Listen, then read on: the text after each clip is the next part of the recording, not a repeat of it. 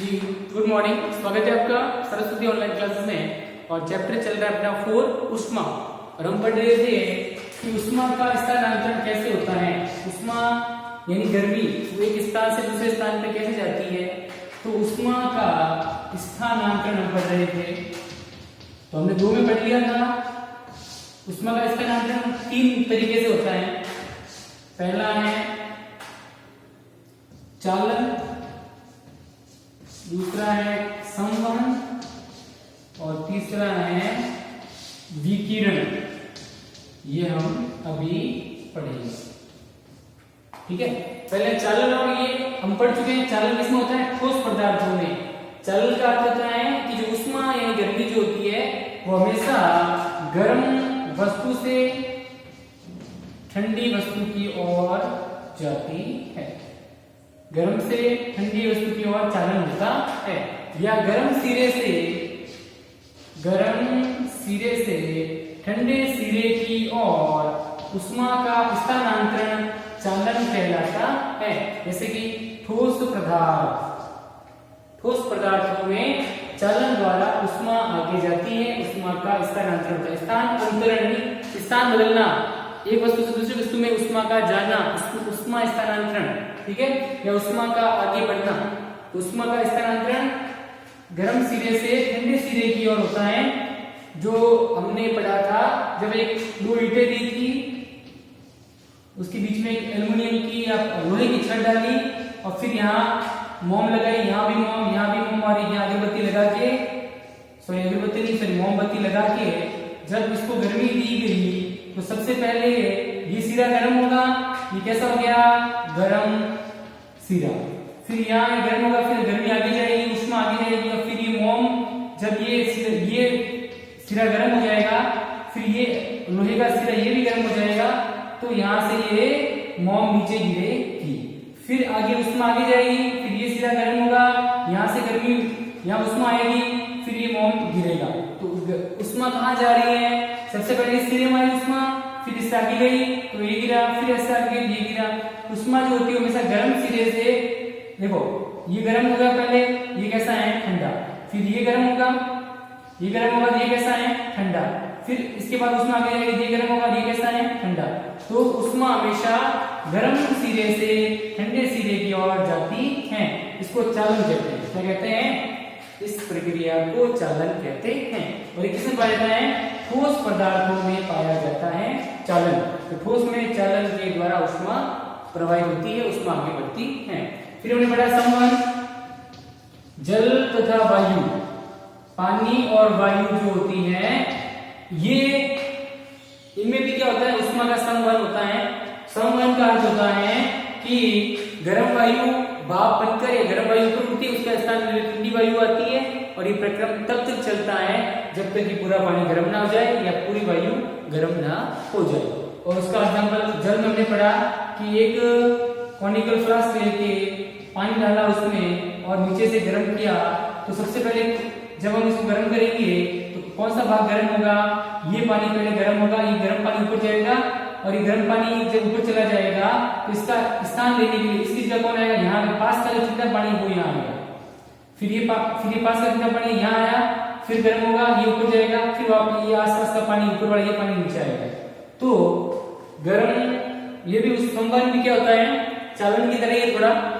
तो पानी और वायु दोनों ऐसे ही होती है। हवा भी गर्म होती है, ऊपर उड़ती है, उसका स्थान लेने के लिए ठंडी हवा यहाँ आती है, ऐसे होता है। तो जल और वायु में संवहन पाया जाता है, यानी उष्मा का स्थानांतरण कैसे होता है? संवहन के द्वारा। पानी और वायु में भी उष्मा का स्थानांतरण होता है, लेकिन किसके द्वारा होता है? संवहन के द्वारा। और संवहन में क्या होता है? गर्म पानी ऊपर उठ जाता है, उसका जगह लेने ठंडा पानी आता है, फिर ये पानी गर्म होगा, ये ऊपर उठ जाएगा, फिर इसका स्थान लेने ठंडा पानी आएगा, और ये तब तक चलता है जब तक पूरा पानी गर्म ना हो जाए। इस क्रिया को क्या बोलते हैं? संवहन। क्या बोलते हैं? संवहन। संवहन किसमें पाया जाता है? जल और वायु में उष्मा का स्थानांतरण संवहन द्वारा होता है। वायु का पढ़ चुके हैं कि समुद्रों, ये दिन में क्या होता है? ये समुद्र है, ये है थल यानी जमीन, है कि नहीं है? तो जब अब क्या दिन में सूर्य का प्रकाश पड़ता है तो ये धरती यानी जमीन जल्दी गर्म हो जाती है, और जब जमीन जल्दी गर्म होगी तो यहाँ आसपास की वायु वो भी क्या होगी, गर्म। तो वायु भी गर्म होकर कहाँ जाती है, ऊपर जाती है, और ये गर्म वायु कहाँ आएगी, इस तरफ आएगी। और जब ये गर्म वायु उड़कर ऊपर चली जाएगी, ये जगह खाली हो जाएगी, यहाँ की हवा गायब हो जाएगी, क्योंकि यहाँ की हवा गर्म होकर कहाँ चली गई, ऊपर। अब इस गर्म हवा का स्थान लेने के लिए इस गर्म हवा की जगह कौन आएगी, दिन में समुद्रों से ठंडी हवा कहाँ आती है, जमीन की तरफ, और जमीन की गर्म हवा कहाँ जाती है, इस समुद्र की तरफ। तो दिन में समुद्रों से आने वाली ठंडी हवा को बोलते हैं जल समीर या समुद्र समीर, ये हम पढ़ चुके हैं। ये होता है दिन में, इसमें होता है दिन में। रात में क्या होता है, उल्टा। रात में देखो ये समुद्र है, ये जमीन है, थल, और ये समुद्र। और रात में क्या होगा, रात में जब जो ये अपनी धरती यानी जो थल है, जमीन वाला भाग है, ये ठंडा जल्दी हो जाता है, लेकिन समुद्र जल्दी ठंडा नहीं होता। तो क्या होगा, अब समुद्र को ठंडा होने में टाइम लगेगा, इसका मतलब समुद्र कैसा है, गर्म। रात में समुद्र का पानी गर्म होता है, आप देखना। तो अब रात में समुद्र का पानी गर्म होगा, इसके आसपास की हवा भी कैसी होगी, गर्म। तो ये हवा कहाँ जाएगी, गर्म होकर ऊपर की तरफ यानी जमीन की तरफ आएगी, और फिर यहाँ की हवा गर्म होकर ऊपर चली गई, ये जगह खाली होगी। अब इसका इस जगह, इस हवा की जगह कौन सी हवा आएगी, जमीन से ठंडी हवा आएगी समुद्र की तरफ, और समुद्र से गर्म हवा जाएगी थल की यानी जमीन की तरफ। तो ये गर्म हवा और ये ठंडी हवा। तो रात के समय थल यानी जमीन से ठंडी हवा इस तरफ आती है समुद्र की तरफ, इसे बोलते हैं समुद्र समीर, और ये प्रक्रम चलता रहता है। ठीक है, ये हो गया वायु। वायु का क्या हो गया, संवहन। वायु क्या हो रही है, गर्म होकर ऊपर जा रही है, उसका स्थान होने की ठंडी वायु आ रही है। तो इसमें क्या हो रहा है, उष्मा का स्थानांतरण, गर्म होकर यहाँ चली गई, ये ठंडी यहाँ आ गई, फिर ये गर्म हुई, फिर ऊपर ये इसलिए ऐसे प्रक्रम चलता रहता है। उष्मा आगे जाती रहती है, उष्मा यहाँ से कहाँ चली गई, यहाँ पे, फिर ये ठंडी यहाँ आई, ये गर्म हुई, फिर वापस यहाँ पे। तो उष्मा का स्थानांतरण वायु में कैसे होता है, संवहन के द्वारा। जल में भी कैसे होता है, संवहन के द्वारा। अब हम विकिरण की बात कर रहे हैं, चलिए तीसरा पढ़ते हैं, विकिरण। ठीक है, अब विकिरण पे आते हैं। अब विकिरण पे आते हैं। विकिरण, जब हम गर्मी में खड़े होते हैं ना, तीसरी विधि है उष्मा स्थानांतरण की, विकिरण। जब हम गर्मी के समय सूर्य के सामने खड़े होते हैं तो हमारा शरीर गर्म हो जाता है। कैसे हो जाता है, क्योंकि सूर्य से आने वाली जो उष्मा है, जो गर्मी है, वो हमारे शरीर में चलती है और शरीर गर्म हो जाता है। तो ये उष्मा जो है वो सूर्य से कहाँ आ रही है, पृथ्वी पर। सूर्य से पृथ्वी पर उष्मा आती है।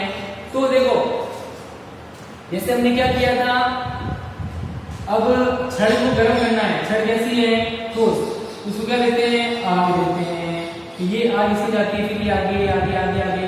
तो ये जो चालन हो रहा है ठोस पदार्थों में, चालन होता है गर्म सिरे से ठंडे सिरे की ओर उष्मा का स्थानांतरण होता है। इसके लिए क्या चाहिए, छड़ चाहिए। छड़ आगे रहेगी, फिर उष्मा आगे बढ़ेगी बढ़ेगी बढ़ेगी, फिर आगे ये उष्मा का स्थानांतरण होगा। लेकिन विकिरण में क्या होता है, सूर्य से सीधा उष्मा का आती है पृथ्वी पर। सूर्य से उष्मा सीधा पृथ्वी पर आती है, सूर्य से उष्मा सीधी पृथ्वी पर आ रही है। बीच में कोई स्थान है क्या, बीच में कोई माध्यम है, जैसे यहाँ पर इसको गर्म करना था, पहले इसको गर्म किया, फिर आगे बढ़ा, फिर ऐसे गर्म होके फिर ये पूरा सिरा गर्म होगा। तो उसके लिए क्या चाहिए, ये बीच में छड़ होना जरूरी है।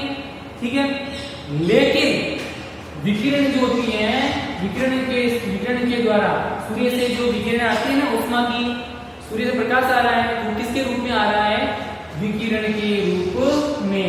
सूर्य से प्रकाश जो है विकिरण के रूप में पृथ्वी पर आता है सीधा, इसके बीच में कोई माध्यम नहीं होता, क्योंकि सूर्य और पृथ्वी के बीच में बस कहीं कहीं हवा है। हवा भी 50 किलोमीटर के 80 किलोमीटर के ऊपर तक हवा है, उसके ऊपर हवा नहीं है, तो हवा भी ज्यादा नहीं है। मतलब सूर्य से प्रकाश सीधा, ये उष्मा सीधी कहाँ आती है, पृथ्वी पर, बीच में कोई माध्यम की आवश्यकता नहीं होती। ठीक है, अब क्या होता है, तो सूर्य से उष्मा का पृथ्वी पर किस माध्यम के द्वारा आती है? विकिरण के द्वारा। तो उष्मा कहाँ आ गई? सूर्य से कहाँ आ गई? पृथ्वी पर। उष्मा का क्या हो गया? स्थानांतरण। स्थान प्लस अंतरण, स्थान बदल गया ना, स्थान का क्या हो गया? अंतरण। यानी पहले उष्मा कहाँ थी? सूर्य के पास, अब कहाँ आ गई? पृथ्वी के पास। उष्मा का स्थानांतरण हो गया, उष्मा एक जगह से दूसरी जगह पर चली जाती है, ये कहलाता है उष्मा का स्थानांतरण। उष्मा का एक सिरे से दूसरे सिरे की ओर जाना, या एक वस्तु से दूसरी वस्तु में जाना, या ऊपर से नीचे आना, तो उष्मा का एक स्थान से दूसरे स्थान पे जाना उष्मा स्थानांतरण कहलाता है। और विकिरण जो होती है उसमें उष्मा सीधी सूर्य से पृथ्वी पर आती है। ठीक है ना? चलिए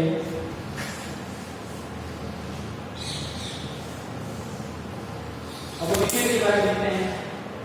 एक मिनट, तो कैमरा ले लिया। ओके, चलो लिखो।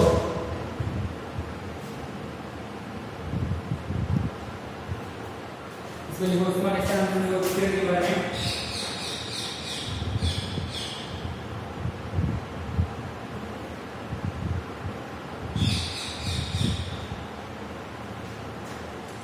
विकिरण सूर्य से उष्मा बिना किसी माध्यम के, जिसमें कोई माध्यम नहीं है, जिसमें किसी की जरूरत नहीं है, तो सूर्य से उष्मा बिना किसी माध्यम के सीधा पृथ्वी पर जिस प्रक्रम द्वारा पहुंचती हैं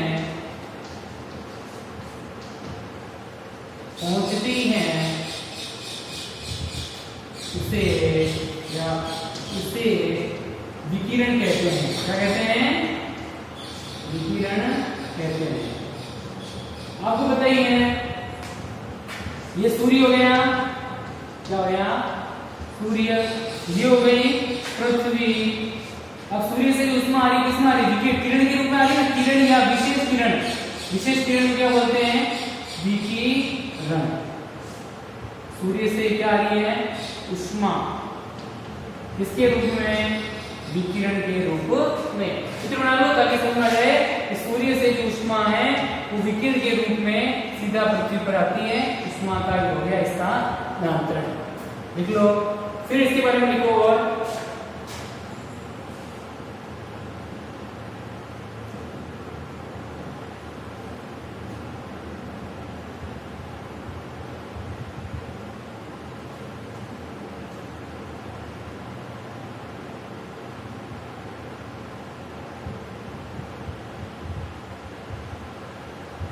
सभी गर्म पिंड, जितने भी गर्म पिंड होते, जो गर्म वस्तु होगी वो अपने में से क्या बाहर निकालेगी?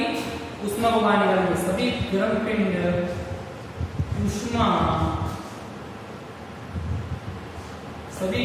उष्मा को या उष्मा को विकिरणों के रूप में विकृत करते हैं। उष्मा को विकिरणों के रूप में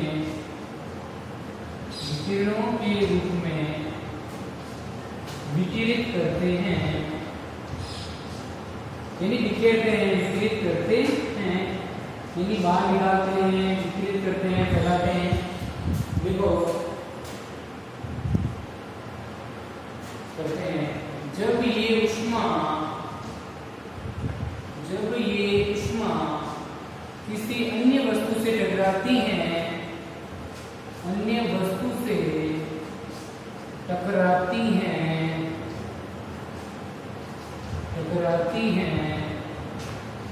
तो कुछ उष्मा अवशोषित होती है, कुछ परावर्तित होती है, और कुछ परागत हो जाती है। किसी अन्य उष्मा किसी अन्य वस्तु से टकराती है तो उष्मा जो है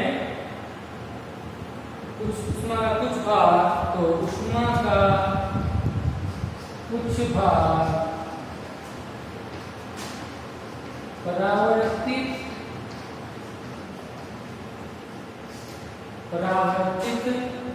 इसको मिटा दो बेटा, उष्मा के स्थानांतरण को, चलो मिटा देते हैं। ऊष्मा का कुछ भाग परावर्तित होता है या परावर्तित हो जाता है, कुछ भाग अवशोषित हो जाता है और कुछ भाग परागत हो जाता है। कुछ भाग अवशोषित हो जाता है, अवशोषित हो जाता है तथा कुछ भाग परागत हो जाता है या परागत हो सकता है। परागत हो जाता है। आगे क्या चौड़े को और परावर्तित करते हैं। और ऊष्मा के अवशोषित भाग से वस्तु का ताप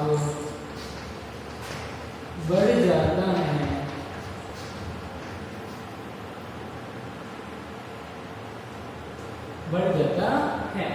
अब वो क्या कह रहा है, ये कह रहा है विकिरण जो है, ऐसे मान लो ये बर्तन है, खाली बर्तन है जो हमने धूप में रख दिया ऐसे, तो क्या होगा, ऐसे मान लो ये खाली बर्तन है, सूर्य से विकिरण के रूप में ऊष्मा आएगी सीधी, इससे टकराएगी, तो कुछ तो ऊष्मा टकरा के वापस बाहर चली जाएगी, मतलब टकरा के वापस लौट जाएगी, ये क्या हो जाएगी, परावर्तित। क्या हो जाएगी, परावर्तित। कुछ ऊष्मा ये बर्तन ग्रहण कर लेगा, तो काफी 1 घंटे तक बर्तन को धूप में रखेंगे तो क्या होगा, अपन भी गर्म हो जाते हैं, बर्तन तो गर्म होगा ही, तो बर्तन गर्म हो जाता है। क्यों जाता है, क्योंकि सूर्य से आने वाली जो ऊष्मा है वो विकिरण के रूप में आती है और कुछ ऊष्मा यहाँ टकरा के वापस लौट जाती है, परावर्तित हो जाती है, और कुछ ऊष्मा ये बर्तन ग्रहण कर लेता है, अवशोषित कर लेता है। अवशोषित मानी अवशोषण कर लेता है, ग्रहण कर लेता है। ठीक है, अब बर्तन हो गया गर्म, क्या हो गया, गर्म, तो गर्म हो गया। अब इस बर्तन को अगर वापस छाया में रखते हैं तो क्या होगा, बर्तन के अंदर जो ऊष्मा है वापस कहाँ चली जाएगी, वापस विकिरण के रूप में कहाँ चली जाएगी, बाहर चली जाएगी, और बर्तन कैसा हो जाएगा, वापस ठंडा। तो विकिरण की तरह ऊष्मा आती है, वस्तु से टकराती है, कुछ ऊष्मा परावर्तित जाती है, वापस लौट जाती है, कुछ ऊष्मा ये ग्रहण कर लेता है बर्तन, और क्या हो जाता है, गर्म हो जाता है। तो ये क्या हो गया, कुछ भाग क्या हो गया, गर्म। लेकिन अब इसी बर्तन को, गर्म हुए बर्तन को वापस ठंडे छाया में रखो तो क्या होगा, इसके अंदर जो ऊष्मा है गर्मी की, गर्म हुआ था, इसके अंदर क्या थी, ऊष्मा। अब थोड़ी देर छाया में रखने के बाद इसके अंदर जो ऊष्मा थी वापस बाहर निकल जाएगी, किसके रूप में, विकिरण के रूप में। तो विकिरण के रूप में ऊष्मा आती है और विकिरण के रूप में ऊष्मा बाहर निकलती है। तो इस प्रकार विकिरण के रूप में ऊष्मा बाहर निकल जाएगी, बर्तन कैसा हो जाएगा, वापस ठंडा हो जाएगा। हमारे शरीर में भी ऐसे होता है, हम भी हमारे शरीर में जो ऊष्मा है उसको विकिरण के रूप में बाहर निकालते हैं और विकिरण के रूप में ग्रहण करते हैं। एक आदमी है, मान लो ये धूप में खड़ा है, ये सूर्य है, ठीक है। अब विकिरण के रूप में आ रही ऊष्मा, किसके रूप में आ रही ऊष्मा, विकिरण के रूप में। ऊष्मा धूप में अपन खड़े रहे, विकिरण के रूप में ऊष्मा आई, अपन क्या हो गए, गर्म। क्या हो गए, गर्म। तो विकिरण के रूप में अपना, विकिरण के रूप में ऊष्मा आई, हमारे शरीर में चली गई, कुछ ऊष्मा हमारे से टकरा के वापस भी लौट गई होगी, लेकिन ज्यादा ऊष्मा हमने ग्रहण कर ली, तो हमारा शरीर या हमारी बॉडी क्या होगी, गर्म हो गई। अब हमारे शरीर में ऊष्मा चली गई तो बॉडी होगी गर्म। अब हम वापस थोड़ी देर छाया में आके बैठ जाए तो धीरे धीरे हमारा तापमान वापस कम हो जाएगा, तो हमारे शरीर में जो ऊष्मा थी, जो गर्मी थी, वो वापस बाहर निकल गई ना, बाहर निकल गई, क्योंकि वापस हमारा शरीर क्या हो गया, नॉर्मल, पहले जैसा ठंडा हो जाता है। और वैसे भी हमारी बॉडी क्या होती है, गर्म। हमारी बॉडी क्या होती है, गर्म। तो हम अंदर जो, अपने अंदर जो गर्मी है उसको कैसे बाहर निकालते हैं, ऊष्मा के रूप में। ऊष्मा को किसके रूप में निकालते हैं, विकिरण के रूप में। ऊष्मा आती है विकिरण के रूप में और जाती भी विकिरण के रूप में है। शरीर में जो गर्मी होती है वो विकिरण के रूप में बाहर निकलती है, ऊष्मा विकिरण के रूप में बाहर निकलती है, और हम जो ऊष्मा ग्रहण करते हैं वो विकिरण के रूप में करते हैं। आप आगे बैठ जाओ, ऊष्मा हमारी बॉडी के अंदर चली जाएगी, हमारा शरीर गर्म हो जाएगा ना। वापस थोड़ी देर ठंड में बैठो, वापस ऊष्मा बाहर निकल जाएगी विकिरण के रूप में। तो ऊष्मा आती है विकिरण के रूप में और जाती है विकिरण के रूप में है। सेम चीज है। ओके चलो अच्छा इसमें कुछ ज्यादा है नहीं ना, विकेट हो गया इनको।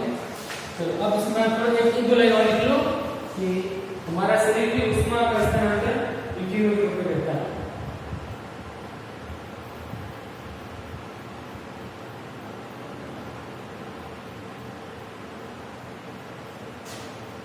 उदाहरण के लिए या जैसे हमारा शरीर ऊष्मा का स्थानांतरण कैसे करता है, ऊष्मा कैसे ग्रहण करता है, विकिरण के रूप में। हमारा शरीर विकिरण द्वारा ही परिवेश को ऊष्मा देता है। हमारा शरीर विकिरण द्वारा ही परिवेश को ऊष्मा देता है तथा हमारे शरीर के अंदर जो गर्मी है ऊष्मा है वो विकिरण के रूप में बाहर निकलती है। तो हमारा शरीर भी परिवेश को बाह्य वातावरण को ऊष्मा कैसे देता है, विकिरण के रूप में हमारे शरीर से ऊष्मा बाहर निकलती है और आसपास के परिवेश में चली जाती है। बर्तन का मैंने एग्जाम्पल दिया, बर्तन गर्म हुआ, फिर बर्तन को ठंड में रखो तो इसके अंदर ऊष्मा वो बाहर निकल जाएगी विकिरण के रूप में, और कहाँ चली जाएगी, आसपास के वातावरण में यानी परिवेश यानी आसपास के वातावरण में चली जाती है। ऊष्मा का स्थानांतरण कैसे होता है, विकिरण के रूप में, आती विकिरण के रूप में और जाती भी विकिरण के रूप में है। तो हमारा शरीर विकिरण द्वारा ही परिवेश को ऊष्मा देता है तथा उससे ग्रहण करता है, उससे ऊष्मा ग्रहण करता है। ओके चलिए इसको लिख लो। फिर आगे हम बात करेंगे सर्दियों और गर्मियों में पहने जाने वाले कपड़ों की। चलो ठीक है, आज के लिए इतना ही। कल हम इससे आगे पढ़ेंगे, ये चैप्टर कंप्लीट हो जाएगा, फिर हम आगे चैप्टर स्टार्ट करेंगे। ओके बेटा, okay, good bye, thank you.